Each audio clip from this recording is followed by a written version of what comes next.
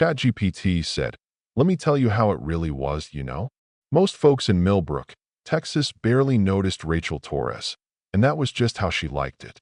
Out on the edge of town, her auto shop squatted behind a stand of scrubby oaks, always smelling of oil and hot metal. 6 years she'd kept her head down, just another quiet hand in a place where everyone thinks they know everyone's secrets, but nobody really knew hers. Every morning before dawn, folks said you could hear the rumble from her shop shaking the windows 3 blocks away, Rachel's thunder. They called it. Half joking, she was hiding a jet engine out back. If they only knew, she was 42, but moved with a kind of deliberate confidence that made you think she could have been 30. Always in boots, jeans, and a greasy jumpsuit, her hair tucked under a faded ball cap, eyes green and sharp as a hawk's, voice flat and even. She didn't invite questions, didn't answer the ones people asked unless she absolutely had to. Some said she was running from a bad marriage. Others whispered about warrants, and old Henry at the diner swore she'd been in the military because she always stood a little straighter when the flag went up. But the truth was, nobody really knew what Rachel kept hidden in the old hangar behind her shop. A battered Blackhawk helicopter, wings clipped, stripped of weapons, but maintained like a living thing. In neat letters under the pilot's door, Valkyrie. Most Sunday nights, she'd lock the shop, pour a black coffee, and go sit in the cockpit as the sun dropped, fingers resting on controls only she really understood. In those moments, Rachel wasn't just a mechanic, and she wasn't Torres. She was someone whose life had burned a whole lot brighter and a whole lot more dangerously than anyone in town could imagine. But all that changed one Monday morning when storm clouds started stacking up on the horizon, not just the Texas kind. Rachel was half buried under the Blackhawk, swapping out a hydraulic pump, when 3 black SUVs rolled up the gravel. Military tires, engines low and heavy, not local. Doors opened, and out stepped a clean-cut young officer with a clipboard and that careful, practiced stare. Marcus Webb, though she didn't know his name yet, flanked by a squad of men moving with the kind of discipline that makes your skin prickle. No hellos, no badges flashed, just a nod at the hangar and a look that said, "We know exactly what you're hiding." "You're Rachel Torres," he said, not really asking. She met his gaze, steady as a rifle barrel. "We need to talk." Right behind her, under a canvas tarp, the old flight suit hung waiting, pressed, silent, like an accusation. "We know who you are, Valkyrie, and we need your help." That name, it hit hard. Rachel hadn't been called Valkyrie in almost a decade. She shrugged it off, but inside she could feel her pulse picking up, the old training kicking in. The officer flashed a piece of paper, some federal authorization she could barely read.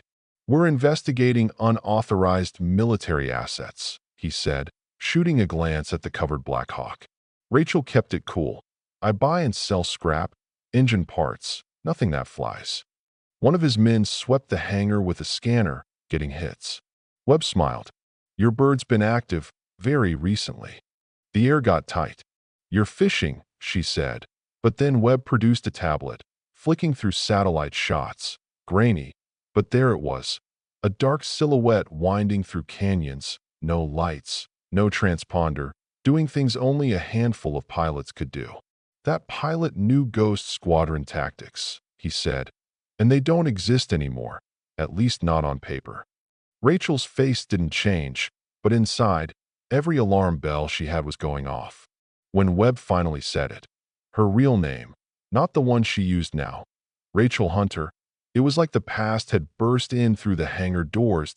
He said they needed her for an extraction. A SEAL team pinned down, weather window closing. Only a ghost pilot could do it. "I don't fly anymore," she shot back, but then he dropped the last card. "One of those men is Jackson Rivera."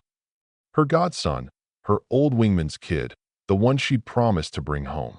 For a long time, Rachel just stared at the Blackhawk's silent rotors, weighing all the years she'd spent building a quiet life in Millbrook against that one voice on the other end of a radio, trusting her with everything. And then, alone in the gathering dusk, she knew. The time for hiding was over. She went to the old lockbox behind the fire extinguisher, pulled out the tools of a life she thought she'd left behind, classified flight manuals, encrypted comms, a photo of the original Ghost Squadron. Standing in desert dust, Jackson grinning, young and invincible. When the emergency phone buzzed, the message was simple. Valkyrie, need extraction, timer critical. That was it. Rachel changed into the flight suit, felt the weight settle on her shoulders, and when she caught her reflection in the Blackhawk's polished side, it wasn't Torres looking back anymore. She fired up the Blackhawk, every switch and throttle a piece of her muscle memory. Checked her gear, fueled up, and shot out into the storm, heading straight into the kind of weather any sane pilot would avoid. On the encrypted channel, Jackson's voice crackled through, rougher but still familiar. Valkyrie, that really you? She kept it professional, all business. Ghost leader, I'm inbound. He gave her the rundown. Pinned in a canyon, hostiles closing in, wounded man down. Most would have called it a suicide mission. RPGs, heavy ground fire, zero visibility. But Rachel didn't hesitate. You should know better, she said. Valkyrie doesn't do one-way trips.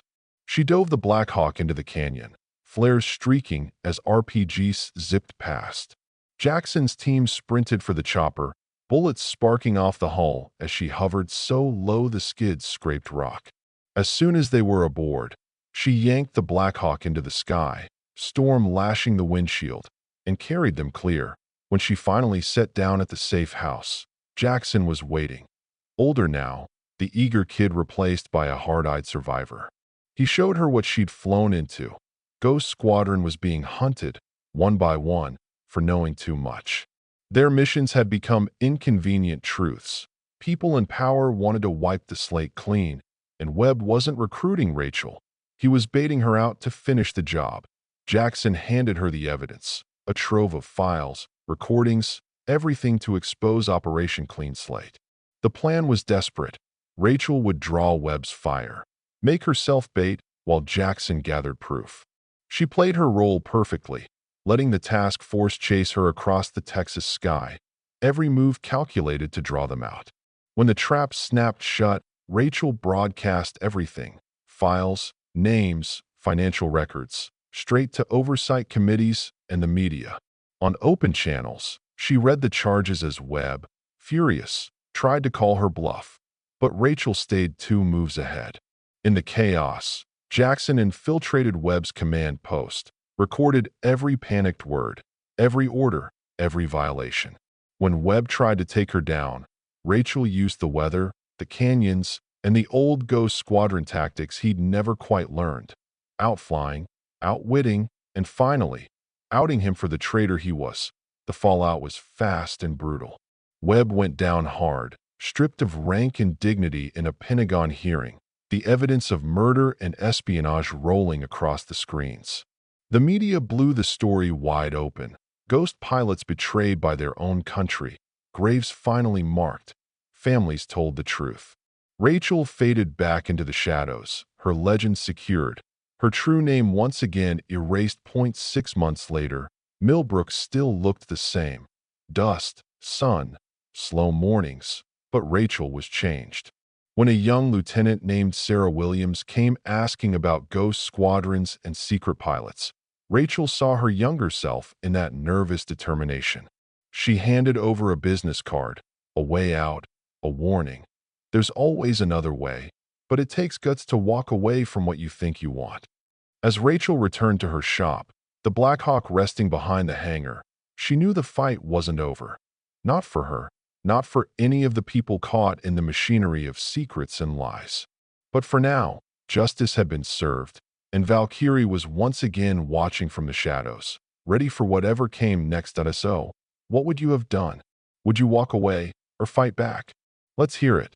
Drop a comment, hit subscribe, and tell us where you stand on justice, loyalty, and what it means to finally come home.